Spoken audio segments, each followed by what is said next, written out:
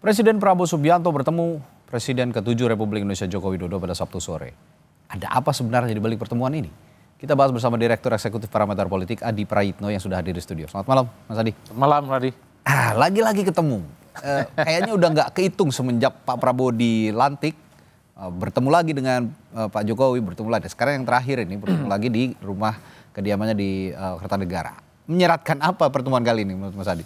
Ya saya kira banyak hal. Tapi kalau saya sih melihat rata-rata secara umum kalau Pak Prabowo dengan Pak Jokowi ini bertemu, ini kan sebenarnya pertemuan dua sahabat lama yang saya kira memang sudah melakukan kerjasama politik di pemilu di 2024. Jadi mau bertemu setiap hari, setiap saat, mestinya bukan menjadi gosip politik yang misalnya mendapatkan respon dari berbagai kalangan. Tapi yang kedua yang sebenarnya secara prinsip pertemuan semacam ini tentu tidak lahir dalam ruang hampa. Pesan-pesannya banyak, misalnya banyak pihak yang mendengarai ini kan menjadi penegas bahwa sebenarnya hubungan politik antara Pak Prabowo Subianto dengan Pak Jokowi itu baik-baik saja. Karena dulu waktu terjadi reshuffle beberapa minggu yang lalu, itu kan dikesankan ada hubungan yang tidak baik. Ada disharmonisasi hubungan antara Solo dengan Kertanegara. Karena konon ada sejumlah menteri dan bahkan mayoritas menteri-menterinya itu disebut sebagai Jokowismen. Seperti Pak Budi Ari, Sri Mulyani dan seterusnya dan seterusnya. Publik menangkap ada gonjang-ganjing, ada sesuatu yang terputus dalam komunikasi ini.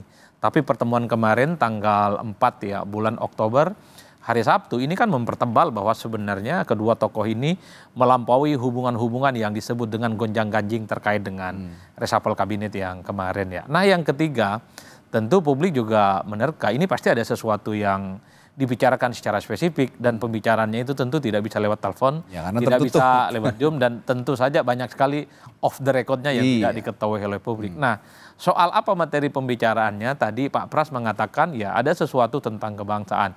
Kalau istana saja sudah tidak membocorkan apa yang diomongkan, apalagi orang luar tadi.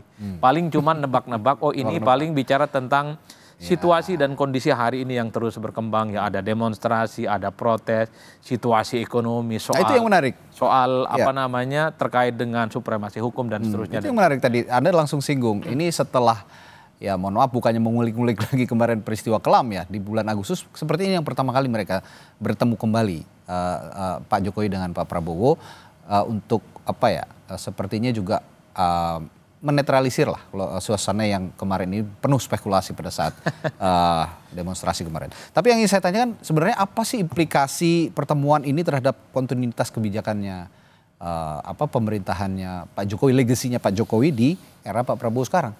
Kalau kita mau jujur sebenarnya banyak hal yang memang sesuatu yang dilanjutkan oleh Pak Prabowo terkait dengan kebijakan Pak Jokowi. Tapi banyak juga yang sebenarnya Pak Prabowo itu punya legasi yang saya kira memang menjadi program prioritas. Misalnya soal IKN, betul dilanjutkan tapi kan tidak terlampau menjadi prioritas. Dan bahkan baru tahun 2028 kalau tidak salah, IKN itu baru menjadi kota politik. Kalau Pak Jokowi yang masih jadi presiden rasa-rasanya nggak lama setelah 2024 mungkin IKN itu akan segera menjadi ibu kota. Jadi ada sesuatu yang terus dilanjutkan tapi tidak terlampau gaspol seperti pemerintahan sebelumnya. Begitupun misalnya kalau kita melihat style politik dari Pak Jokowi memang cukup agresif dalam konteks membangun infrastruktur. Kita lihat selama Pak Prabowo bulan ini adalah bulan 1 tahun persis bagaimana Pak Prabowo itu dilantik, kita melihat pembangunan infrastruktur tidak terlampau kelihatan signifikan, Radi. Meski misalnya di bulan ini sudah mulai akan dibangun infrastruktur pertama oleh Pak Prabowo dan Pak Prabowo itu justru lebih banyak misalnya membuat kebijakan-kebijakan yang down to earth seperti program makan bergizi gratis, terkait dengan koperasi desa merah putih, terkait dengan ketahanan pangan dan seterusnya. Sesuatu yang tidak terlampau kelihatan tampak di mata seperti infrastruktur, tapi kemanfaatannya itu difungsikan bagaimana ekosistem masyarakat yang di bawah itu mulai berdenyut karena ada keinginan membangun Indonesia tapi melupakan desa, melupakan daerah itu sesuatu yang mustahil. Karenanya program-program Pak Prabowo itu adalah membangun Indonesia dari daerah, membangun program dari desa dengan ekosistem ekonomi dan kehidupan dimunculkan.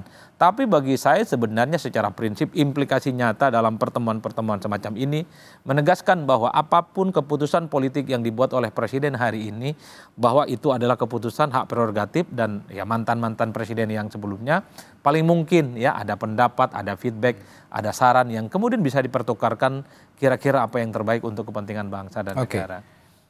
Tapi ini pertemuan Pak Jokowi dengan Pak Prabowo yang memang privat gitu ya, tidak ada yang tahu isi pembicaraannya. Ini setelah itu Pak Prabowo juga mengumpulkan sejumlah tokoh yang dikumpulkan oleh Pak Prabowo.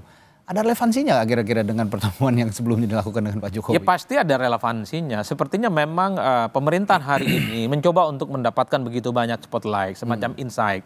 Kira-kira persoalan-persoalan yang prioritas itu apa yang memang harus dikerjasamakan di berbagai kepentingan semua pihak. Ya. Artinya apa? Pandangan seperti Pak Jokowi, tokoh-tokoh sebelumnya ini kan untuk mensinkronkan kira-kira program strategis apa yang kemudian bisa dimainkan kolaborasi dan kerjasama semua pihak. Itulah yang saya kira menjadi penting sebenarnya untuk merumuskan satu kebijakan.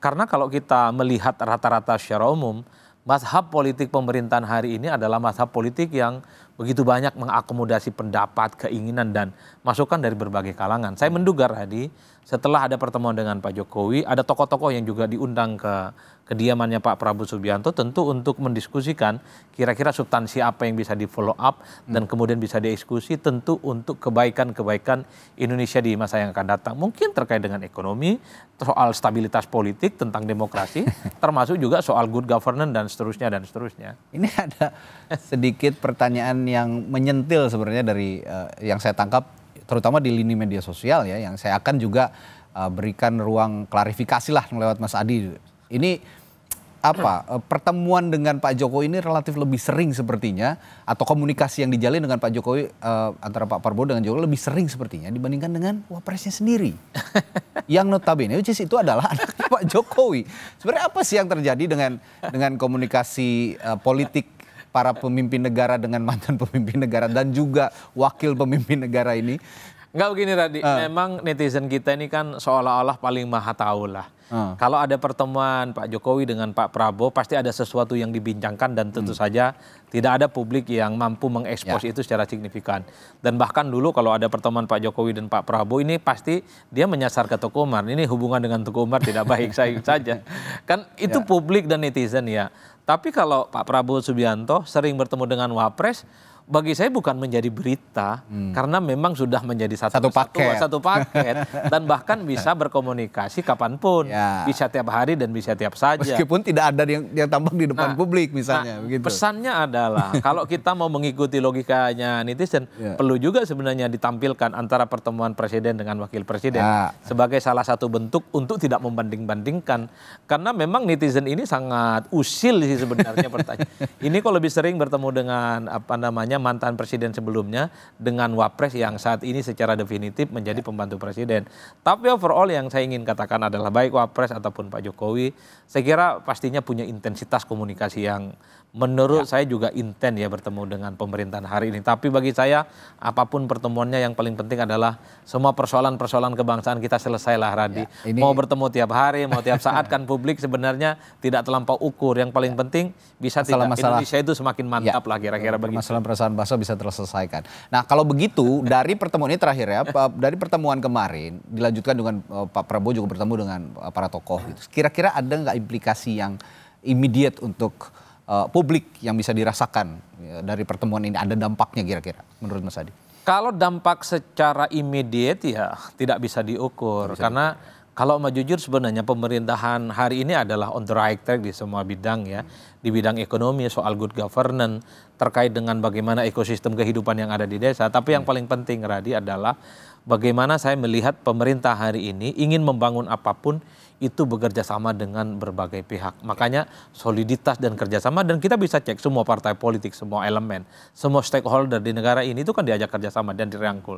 Tujuannya adalah bahwa stabilitas dan kerjasama adalah kunci membuat Indonesia itu mampu menyelesaikan semua persoalan dan tentu naik kelas lah kehidupannya. Bukan hanya soal yang kita sebut sebagai negara berkembang, tapi kan ingin naik kelas juga, Radi, yang relatif kompetitif diperhitungkan dibandingkan dengan negara-negara yang lain. Saya kira di situ sih, kalau sudah kerjasama, kemudian kolaborasi yang terjadi, tapi misalnya Indonesia masih ada persoalan, ya harus sering-sering lah bertemu, Radi. Ya, harus sering-sering bertemu, dan saya sepakat dengan Anda tadi, Mas Adi, bahwa sebenarnya publik juga tidak terlalu merisaukan pertemuan ini. Saya yakin ya, yang lebih dirisaukan adalah bagaimana permasalahan-permasalahan bangsa bisa terselesaikan dengan cepat atau tidak. Misalnya keracunan MBG sudah tidak ada lagi, lalu juga masalah pajak yang terlalu menghimpit masyarakat tidak juga dibebani terlalu besar kepada masyarakat, dan masalah lapangan kerja juga bisa dipenuhi dengan baik.